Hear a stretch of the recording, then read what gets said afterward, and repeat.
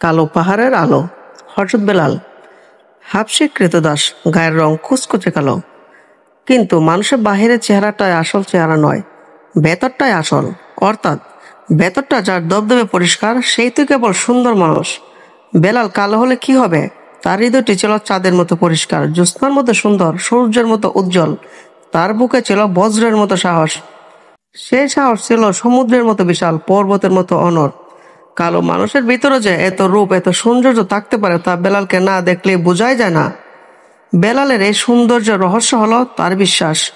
তার গভীর বিশ্বাস ও ভালোবাসা ছিল আল্লাহর রহমতের উপর, নবীজি সাল্লাল্লাহু আলাইহি সাল্লামের উপর। তার সকল আস্থা ছিল আল্লাহর রহমতের উপর, আল্লাহর শক্তির উপর। আর নবীজি সাল্লাল্লাহু আলাইহি সাল্লামকে তিনি ভালোবাসতেন প্রাণ দিয়ে। তার সে ভালোবাসা কোনো কাজ ছিল না, এতটুকু কৃত্রিমতাও ছিল না। তাই কৃতদাস হয়েও বেলাল মনিবের রক্ত চক্ষুকে ভয় না করে নবীজি সাল্লাল্লাহু আলাইহি সাল্লামের ডাকে সাড়া দিলেন। ইসলাম গ্রহণ করে তিনি পরম তৃপ্তি এবং প্রশান্তি লাভ করলেন। কেনা গোলাম হলে কি হবে?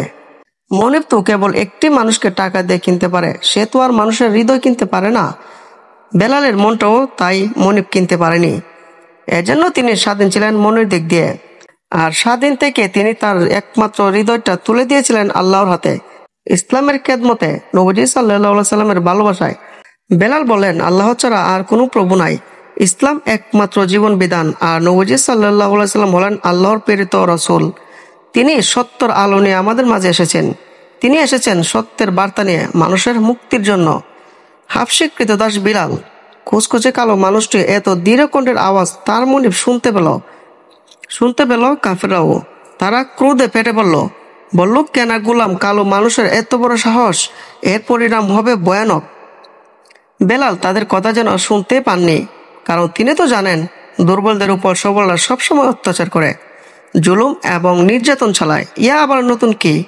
কাফেররা বলল, এখনো তুমি মুহাম্মদ সাল্লাল্লাহু আলাইহি সাল্লামের পথ থেকে ফিরে এসো বেলাল, তা না হলে তোমার কপালে অনেক দুর্ভোগ আছে, অনেক কষ্ট আছে। বেলাল হেসে উঠল। কালো মানুষের ভেতর থেকে ছিটকে পড়ল হাসির তুফান। বললেন, আমাকে ভয় দেখাচ্ছ? তোমরা কি জানো যে হৃদয় একমাত্র আল্লাহ এবং তার নবীজিকে ভালোবাসে? সে হৃদয় দুনিয়া আর কাউকে ভয় করে না, পরোয়া করে না। তোমরা আমাকে কিসের ভয় দেখাও? তোমরা আমাকে কি করতে পারবে? মারতে পারবে? মারতে পারো, কিন্তু আমার বিশ্বাসকে তো আর কেড়ে নিতে পারবে না, কখনোই তা পারবে না। গোলামের মুখে এই দুঃসাহসের কথা শুনে কাফেররা চরমভাবে খেপে গেল। জ্বলে উঠল তাদের পাষণ্ড হৃদয়। তারা শুরু করলো তার উপর পাশবিক নির্যাতন। অত্যাচারে আবু জাহেল মস্ত বড় এক কাফের, বিশাল তার দলবল। আবু জাহেল হুকুমে বিলালের উপর ক্রমাগত চলেছে নির্যাতন আর নিষ্ঠুরতম অত্যাচার। কাফেররা তাকে আরবের আগুনের মতো উত্তপ্ত মরুভূমির বালির উপর নির্দয়ভাবে মারত। পাথরের কুচি এবং জ্বলন্ত আগুনের উপর তাকে শুইয়ে দিত। তার গলায় দড়ি বেঁধে অবধ শিশুদের হাতে কাফেররা তুলে দিত। শিশুরা কিছু বোঝে না, তারা খেলার চলে বেলাকে টেনে হিসড়ে ছাগলের মতো ঘুরে নিয়ে বেড়াতো। মক্কার অলিতে গলিতে ঝাঁঝরা হয়ে যেত বেলালের শরীর। তার দেহ থেকে জ্বরে জ্বরে পড়তো টাটকা রক্ত। আর আবু জাহেল, সে নিজে হাতে বেলালকে শাস্তি দিল, তাকে উপুত করে শুয়ে দিত। তারপর বেলালের পিঠের উপর পাথরে বড় এক চাক্কা চাপিয়ে দিত। মরুভূমির মধ্যে সূর্যের চোখ থেকে যখন আগুন বের হয়, ঠিক সে সময় আবু জাহেল বেলালের উপর এসব জঘন্য আচরণ করত। গরম বালিতে বেলালের বুক পড়ে যেত। পিঠের উপর ভারী পাথরের চাপে তিনি বালির মধ্যে ডেবে যেতেন। পিপাসা বুক গলা শুকিয়ে যেত। পিপাসা এবং যন্ত্রণায় তিনি চটপট করতেন। বেলালের কষ্ট দেখে হাইনার মতো হেসে উঠত নরপশু আবু জাহেল, বলতো, এখনো সময় আছে, তুমি মুহাম্মদ সাল্লাল্লাহু আলাইহি সাল্লামের পথ থেকে ফিরে আসো। যদি তুমি ফিরে আসো, তোমাকে ছেড়ে দেওয়া হবে, আর কোনো অত্যাচার করা হবে না তোমার উপর। কিন্তু যিনি একবার আল্লাহকে ভালোবাসে, তার সত্য দিনকে গ্রহণ করেছে, তিনি মানুষের নির্যাতনের ভয়ে পরাজয় বরণ করবেন কিভাবে? আল্লাহর প্রেমের কাছে, নবীজি সাল্লাল্লাহু আলাইহি সাল্লাম প্রেমের কাছে এই জুলুম অত্যাচার তো খুবই তুচ্ছ। দুঃসাহসী বেলাল, পর্বতের মতো যার বিশ্বাস, তিনি তার বিশ্বাস থেকে এক চুলও নড়লেন না। বরং আবু জাহেলের সকল অত্যাচারের মধ্যে তিনি হাসি মুখে জবাব দিলেন, আহাদ, আল্লাহ এক। বেলালের জবাবে পাপিষ্ঠ আবু জাহেল আরো বেশি খেপে যেত, আর সেই সাথে বেড়ে যেত তার অত্যাচারের মাত্রা। কখনো বা গরু কাঁচা চামড়ায় ভরে, আবার কখনো লোহার বর্ম পরে বেলালকে মরুভূমির মধ্যে যখন যুযুগের মতো সূর্যের তেজ সে সময় বসিয়ে রাখত, প্রাণবায়ু বেড়ে যায় অবস্থা।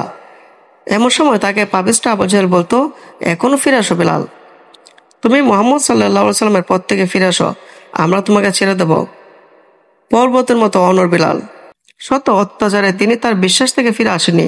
তখনও সে ক্লান্তি মৃত্যু মুখে দাঁড়িয়েও বেলাল হাসিমুখে উচ্চারণ করেছেন, আহাদ, আল্লাহ এক। ইসলাম গ্রহণ করার কারণে বেলালের উপর যেরকম অত্যাচার নিপীড়ন নেমে এসেছিল তা এতই মর্মান্তিক যে এখনো মুখে সে নির্যাতনের কথা উচ্চারণ করতেও গায়ে পশম মুহূর্তে লাফিয়ে ওঠে। অথচ কাফেরদের অত্যাচারের মাত্রা যত বেড়ে যেত ততই বেড়ে যেত বেলালের সহ্য শক্তি, বেড়ে যেত তার ধৈর্য। তিনি আল্লাহ এবং রাসূল সাল্লাল্লাহু আলাইহি সাল্লামকে ভালোবাসে যাবতীয় ত্যাগ স্বীকার করেছিলেন হাসি মুখে। একদিন বেলালের উপর অকথ্য নির্যাতনের বেদনাদায়ক দৃশ্য নিজের চোখে দেখলেন হযরত আবু বকর। তা তিনি দেখে গা শিউর উঠলেন।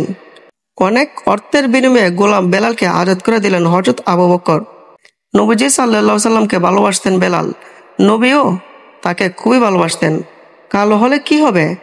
বেলালের হৃদয়ে যে সত্যের সূর্য ছিল তা তো ছিল অত্যন্ত প্রজ্জ্বল সে আলোর শিখা। বেলালের কালো চামড়া ভেদ করে বেড়ে আসতো। মেঘ ফুরের সূর্য যেভাবে পৃথিবীতে ছড়িয়ে পড়ে ঠিক সেইভাবে। বেলালকে অত্যন্ত পছন্দ করতেন নবীজি সাল্লাল্লাহু আলাইহি সাল্লাম। তিনি বললেন, বেলাল, আজান দাও, আমরা নামাজ আদায় করব। বেলাল রাসূল সাল্লাল্লাহু আলাইহি সাল্লাম নির্দেশে আজান দিলেন। বেলালের প্রথম আজানদাতা, অর্থাৎ প্রথম মুয়াজ্জিন। বেলালের উচ্চকণ্ঠের আজানের ধ্বনিতে চারদিকে মুখরিত হয়ে যেত, চারদিক সারা সারা রব পড়ে যেত।